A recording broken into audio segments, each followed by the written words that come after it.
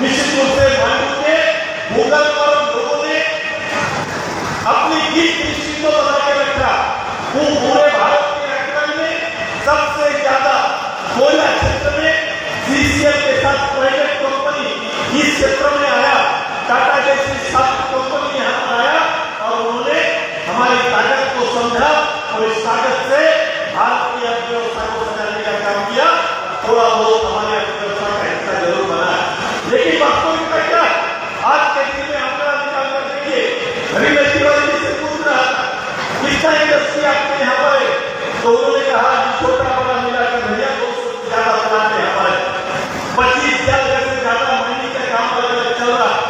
बापू जिसके हमारे इस विधानसभा क्षेत्र के सुंदर से खास 20,000 से ज्यादा नौजवान पलायन